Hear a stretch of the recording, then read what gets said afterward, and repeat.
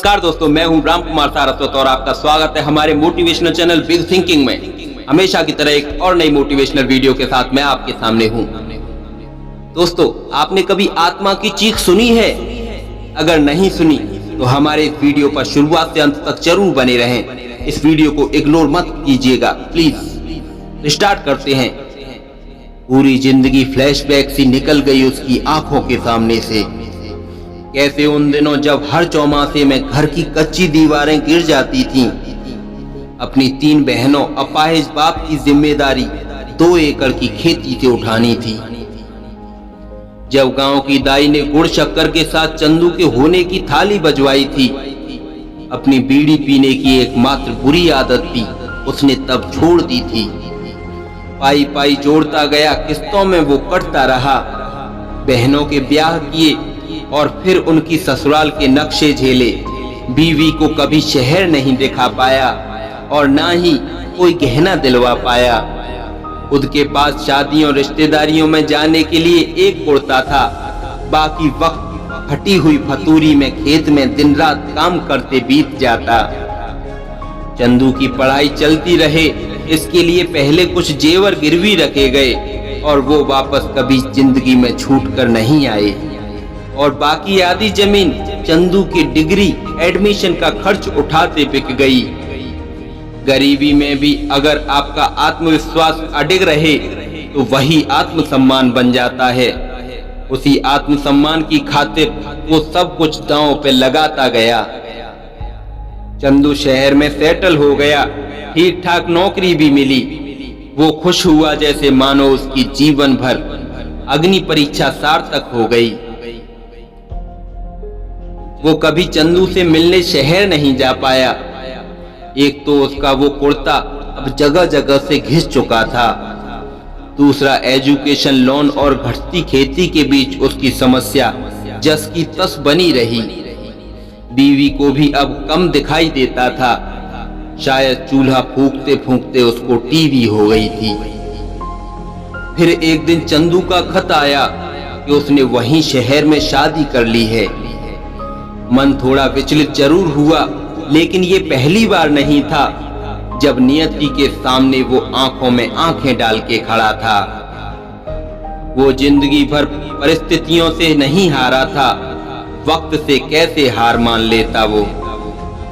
साहस बटोरा और चंदू की माँ के हाथ के बने आटे घी के लड्डू मर्तबान में पैक किए और अपने बेटे बहू को आशीर्वाद देने निकल गया वो शहर की तरफ। शहरी भीड़भाड़ में चिट्ठी में लिखे पते को पूछता हुआ वो पैदल ही स्टेशन से चंदू के घर पहुंचा। घर का नाम शांति सदन पढ़ के गर्व से उसकी छाती फूल गई और मन ही मन सोचा कि चलो कम से कम चंदू की माँ की तपस्या तो सार्थक हुई।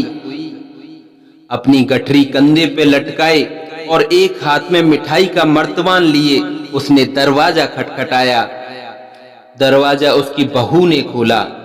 शायद ग्रामीण परिवेश उसने पहली बार देखा हो, इसलिए सबसे पहली बात उसने यही बोली, बाबा क्या चाहिए? इतने में टाई बांधता हुआ चंदू भी ड्राइंग रूम में आ गया। अपने पिता को देख के सीधे उनके पैरों में गिर गया और अपनी वाइफ को बताया, darling he is my father. वो सुन्न सा वहीं ड्राइंग रूम में बैठा हुआ था। उसकी सारी जिंदगी की पूंजी उसके सामने थी।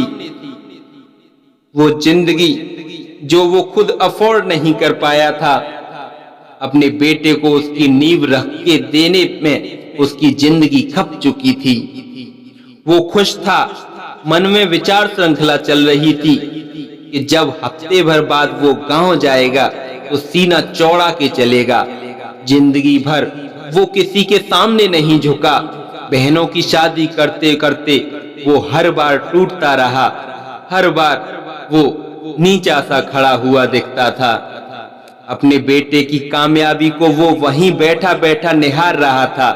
अचानक चंदू की आवाज उसके कानों में पड़ी, पापा खाना तो खा के जाओगे ना?